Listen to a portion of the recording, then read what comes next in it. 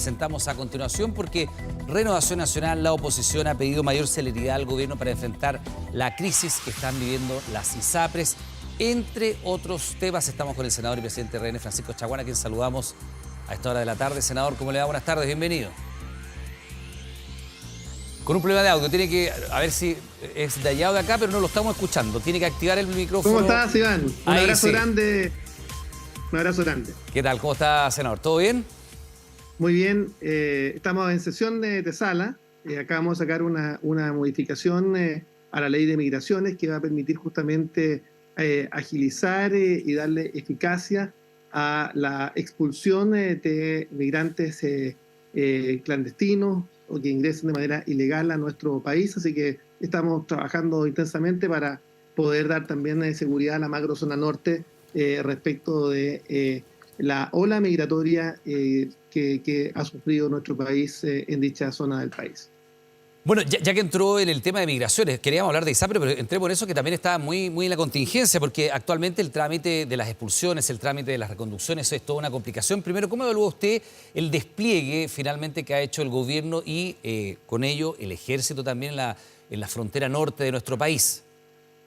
Bueno, nosotros consideramos sin lugar a dudas que el despliegue de las Fuerzas Armadas para resguardar nuestras fronteras es fundamental. Tal como lo denunció el propio gobernador de Arica y Parinacota, hoy día tenemos cerca de 100 pasos no autorizados, donde hay ingreso clandestino de migrantes y donde efectivamente hay que tomar todas las medidas de rigor. En ese contexto, dar seguridad a nuestra frontera es sin lugar a dudas una urgencia, pero también hay que dotar a las Fuerzas Armadas de todas las facultades, atribuciones, entendiendo claramente que las reglas de uso de fuerza requieren también ser tramitados en virtud de una ley de la República y no a través de decretos o de manera reglamentaria. Y en ese sentido hemos insistido con el Ministerio del Interior a mostrar nuestra disposición justamente a entender que las Fuerzas Armadas tienen un rol distinto a las policías y por supuesto tienen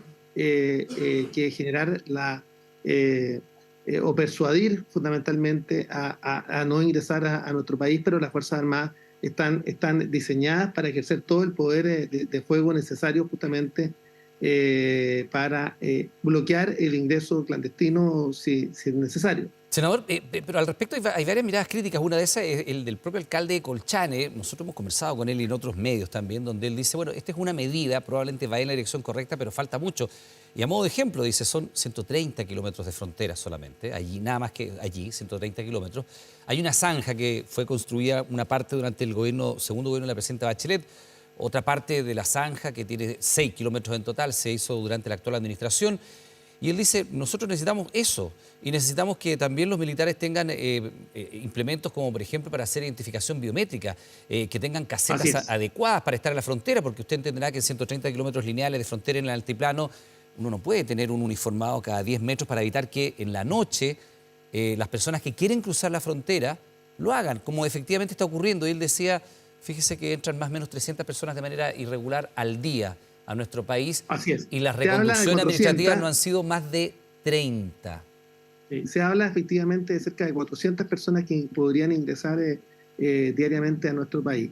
Y yo no sé, Iván, si tú conoces Colchane. Sí, he estado en Colchane. Sí. En Colchane básicamente tenemos una dificultad, porque además está deslinda con Pisiga Carpa Bolívar y el control migratorio es cuálido.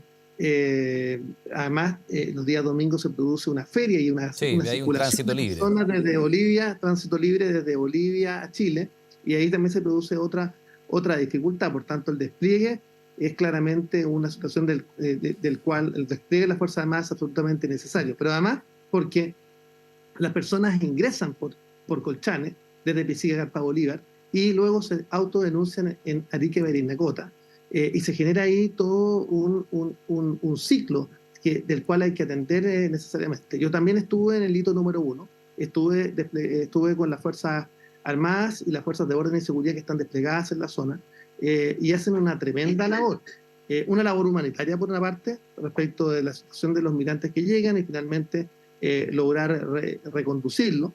Pero acá tenemos un problema que yo diría que es mayor, y no se soluciona tan solo con el proyecto de ley que hoy día hemos aprobado, que es una iniciativa parlamentaria de nuestra coalición, sino que se resuelve entendiendo claramente que hay que generar un acuerdo, particularmente con Bolivia, para la reconducción justamente de las personas que ingresan por dicho territorio.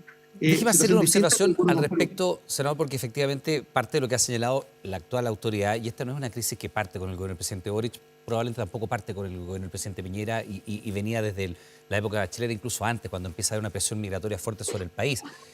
Pero también decía la ministra Toá, estamos haciendo cosas que el Estado no ha hecho, y me gustaría saber si usted tiene una mirada crítica de lo que fue la administración del presidente Piñera en este tema en lo particular, en haber ido a Cúcuta, en entrevistas con medios internacionales, haber dicho que el país iba a recibir a todos los venezolanos que fuera necesario. Yo recuerdo alguna ministra que dijo hasta que el país aguante, y naturalmente se produjo una atención especial sobre ese tema y tampoco se dotó a las policías y a los territorios de las medidas de contención. Finalmente se transformó en una frontera súper permeable, y lo que pasa hoy día es que se está tratando de implementar las cosas que se deberían haber hecho en el pasado y que tampoco se hicieron. ¿Usted tiene una mirada crítica sobre eso hoy día? Primero señalar que fue durante el gobierno del presidente Piñera, durante el primer gobierno, donde logramos avanzar en una propuesta legislativa para lograr generar una migración segura, ordenada y regular. De hecho, me tocó ser protagonista. Junto con la Iglesia Católica, nos reunimos con Rodrigo Villa durante el primer gobierno del presidente Piñera para avanzar justamente en una ley de migraciones que actualizara el decreto ley que desde el año 75 establecía una regulación bastante exigua en materia de migraciones. Luego fue durante el segundo gobierno del presidente Piñera donde logró sacarse adelante justamente esta legislación. La dificultad que tuvimos es básicamente con el actual oficialismo cuando era oposición.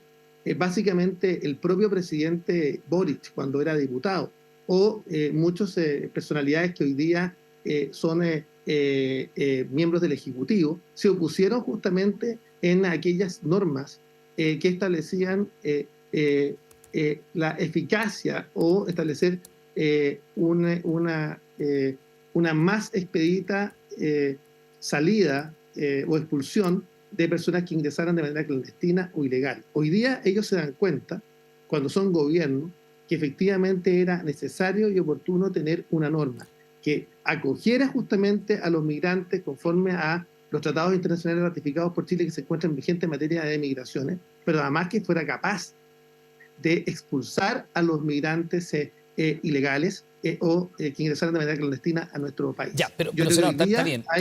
Está bien, senador, y le entiendo el punto, y evidentemente había un cambio de posiciones. No en esta materia solamente, el gobierno ha tenido cambios de posiciones en materias de seguridad y otras, pero le pregunto yo por la autocrítica, porque está bien desde la oposición criticar al oficialismo, me parece que es parte del juego democrático, pero también es parte del juego democrático.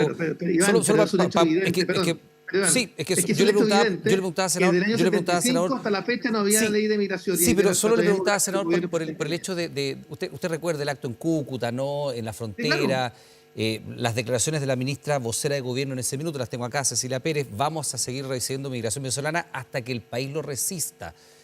Bueno, parte de las consecuencias están hoy día, por eso le pregunto por la mirada autocrítica también. Entiendo la crítica al gobierno y está explicitada. Ahora, ¿una autocrítica hay o no hay? O sea, por supuesto, yo creo que acá no había una preparación, ni tampoco habían la fortaleza institucional desde el punto de vista que nos permitiera poder generar un proceso de expulsión, yo diría, expedita, no solamente porque no había instrumentos jurídicos ilegales, cuestión que tiene responsabilidad justamente el actual oficialismo, porque no nos dio los votos en el Parlamento, sino que además había que fortalecer justamente el Ministerio del Interior en esta materia específica. Yo creo que ahí también hay un mea culpa, yo creo que es importante poner sobre la mesa. Senador, ¿y qué pasa con las reconducciones administrativas? Por ejemplo, el caso de Bolivia, hoy día el dato es que más o menos el 85-90% de las personas que entran de manera irregular a nuestro país lo hacen a través de la frontera con Bolivia, no a través de la frontera con Perú ni a través de paso fronterizo con Argentina, es con Bolivia. Y Bolivia, cuando se llevan a las personas que han ingresado de manera irregular, solo las recibe si es que son ciudadanos bolivianos. En todos los otros casos no lo recibe y ahí hay extensos relatos de cómo la PDI va, entrega a estos inmigrantes irregulares, son devueltos, tienen que traerlos nuevamente y es una situación bien compleja. También expulsar, tiene que haber 2 notificaciones, 10 días de plazo, luego 48 horas después de la tercera notificación, puede recurrir a tribunales. Finalmente, ya dar con una persona Eso que es le ha lo que dado una estamos identidad modificando. supuesta, que le ha dicho, ¿cuál es su nombre? Sí, Francisco y vengo de, no sé, donde usted quiera, sí. donde usted quiera, Maracaibo. ¿Cómo va a hacer si usted efectivamente se llama Francisco, si viene de Maracaibo y si la persona que dice ser es y dónde está viviendo y le da cualquier dirección y después va a la policía y no lo encuentra? No lo encuentra porque probablemente no era el nombre, no era la dirección, etcétera. Y no lo encuentra una vez, menos lo va a encontrar 3 veces, como exige hoy día el procedimiento legal. Bueno, es justamente aquello lo que estamos modificando en el día de hoy. Y básicamente cuando nosotros insistimos en estas materias, durante la discusión de la ley que estableció una migración ordenada, segura y regular, fue justamente el actual oficialismo, cuando era oposición, el que se negó justamente a generar un procedimiento expedito de expulsión de las personas que ingresaran al país de manera clandestina. Bueno, pero dicho lo anterior, acá es fundamental entender que tenemos que lograr que haya un acuerdo en materia de reconducción con Bolivia, que eso es clave para los efectos de lograr finalmente que las personas que ingresen por Bolivia puedan ser reconducidas a dicho país. Eso es clave. Y también que hay que darle hay que darle facultades y atribuciones a las Fuerzas Armadas para que, en definitiva, tengan la posibilidad de generar un efecto disuasivo para aquellas personas que intentan ingresar a nuestro país.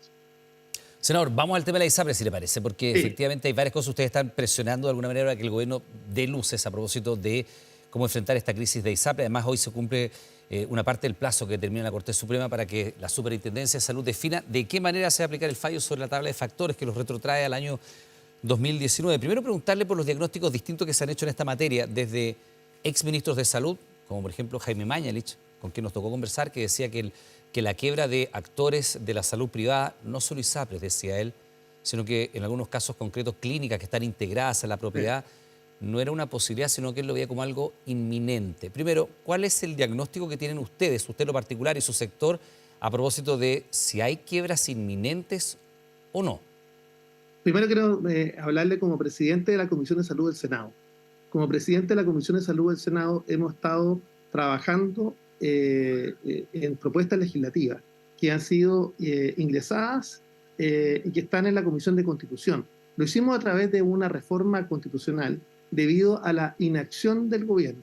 ¿No? Desde que asumí la presidencia de la Comisión de Salud, he puesto en tabla desde el 11 de marzo del año pasado este proyecto en discusión, pero las indicaciones por parte del Ejecutivo no llegaban.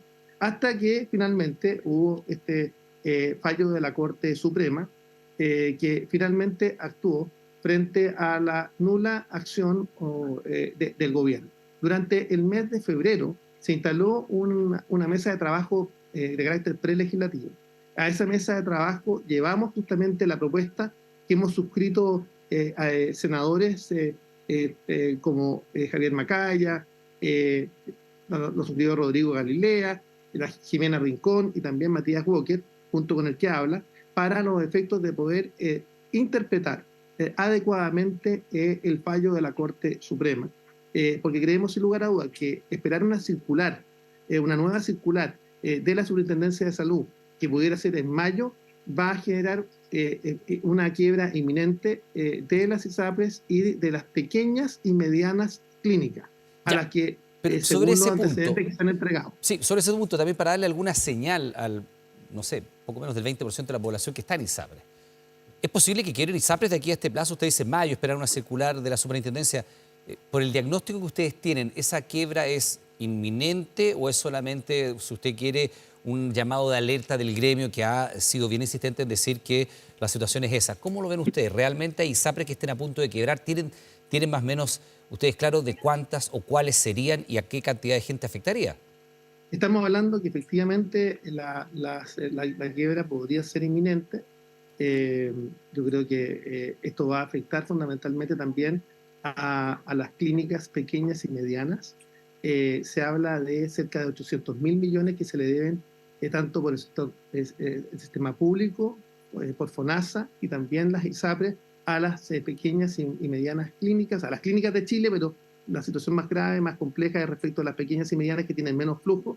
Y lo que nosotros hemos propuesto básicamente es no irrogando gasto fiscal adicional, o sea, no generar ningún tipo de financiamiento fiscal adicional.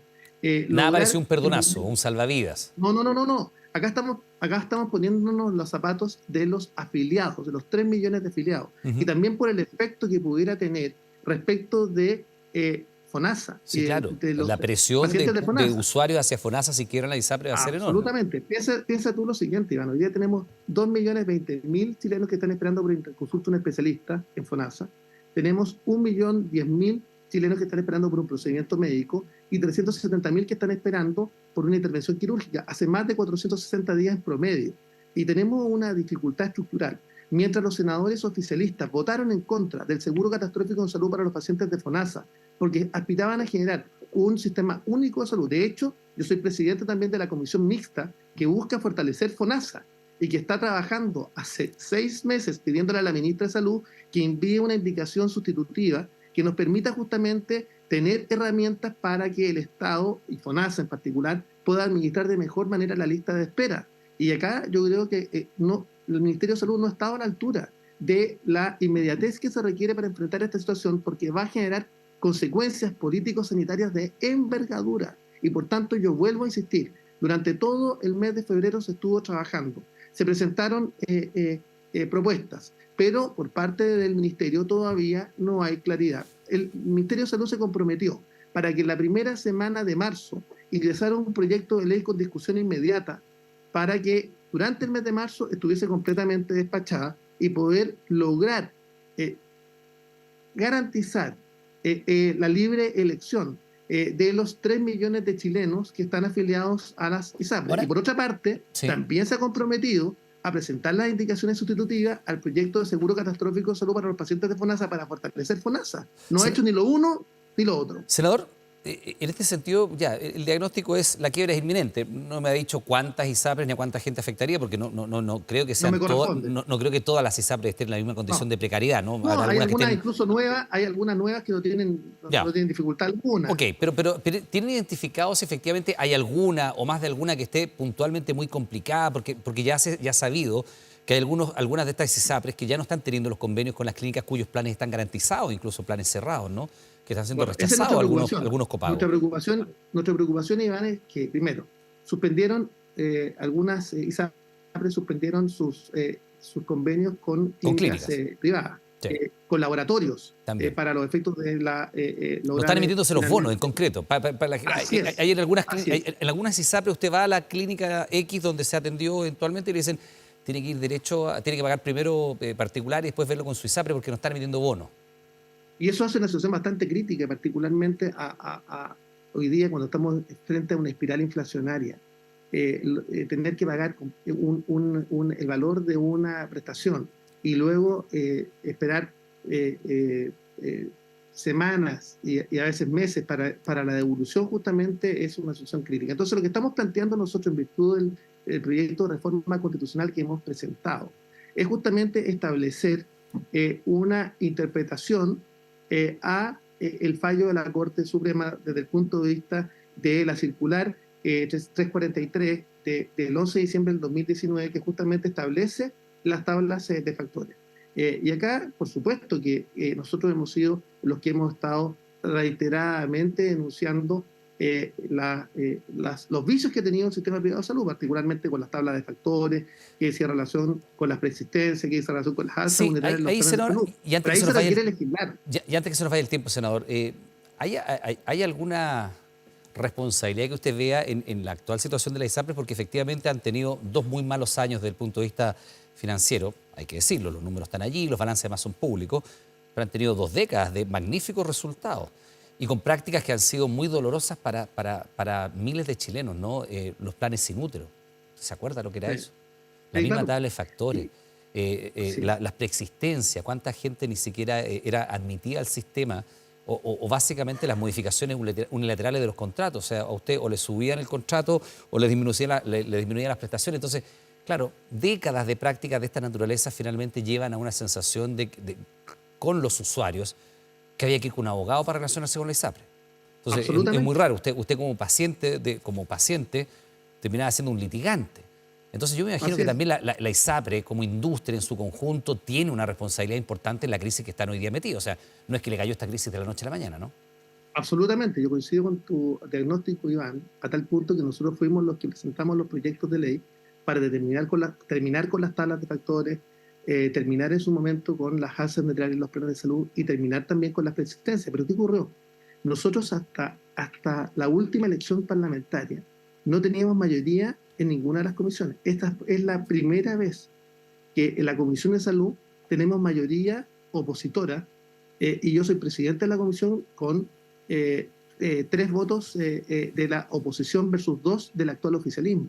Y por tanto, por eso hemos empujado con tanta fuerza. Acá el gobierno, el actual oficialismo, lo que pretendía era terminar con el sistema privado de salud y avanzar en un sistema único de salud. Eso establecía por de pronto el propio programa de gobierno del presidente Boric. Eso lo establecía además la propia carta fundamental que fue sometida a los chilenos el 4 de septiembre y que fue rechazada rotundamente, porque la libertad de elegir de parte de los chilenos justamente el prestador en salud, por supuesto que es un derecho fundamental que tenemos que resguardar. De hecho, ha sido justamente el actual oficialismo el que reiteradamente en las legislaturas anteriores que tenían mayoría se oponía justamente a la libre elección por parte de los pacientes de FONASA. Entonces, acá tenemos un problema estructural e ideológico por parte de un sector del actual oficialismo. Y lo que nosotros queremos pedirle al gobierno es sentido de realidad, resolver el problema.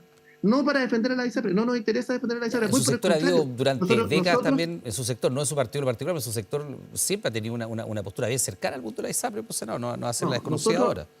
Por lo menos nosotros nosotros hemos denunciado siempre las prácticas abusivas. De hecho, tú puedes revisar quiénes son los autores de los proyectos de ley que buscaban terminar con los abusos de la ISAPRE y tú vas a encontrar... Y también es importante ver cómo votaron cómo votan el sector senadora, porque muchas veces la autoría es de una persona en particular y el sector vota de otra manera. Pero bueno... pero nuestro sector, y particularmente Renovación Nacional, quiero decirlo, ha estado siempre del lado de los pacientes y del lado de los afiliados. Y es la misma voluntad que ahora le pedimos justamente al gobierno para entender claramente que se requiere avanzar en asegurar que los 3 millones de chilenos que hacen un tremendo esfuerzo, sobre todo hoy día, cuando estamos frente a un espiral inflacionario, para cotizar en las ISAPRES tengan el derecho a la libre elección. Pero además, porque esto va a producir una situación de migración de los afiliados a la ISAPRE al sector público, donde tenemos ya una situación bastante compleja. Y bien, tenemos que fortalecer FONASA, pero lo peor que hace el gobierno es que ni fortalece FONASA, que es absolutamente urgente, ni tampoco resguarda los derechos de los afiliados de la ISAPRE. Bien, pues, senador. Vamos a ver qué pasa finalmente con las ISAPRES, si es que hay alguna solución a este tema. Le agradezco esta conversación. Hemos paseado por temas de migración, también ISAPRES. Que tenga una buena jornada, muy amable. Muchas gracias, hasta luego. Bien, pues nosotros vamos a hacer una pequeña pausa. Son las 7:29. Estamos de regreso de inmediato. Espérenos.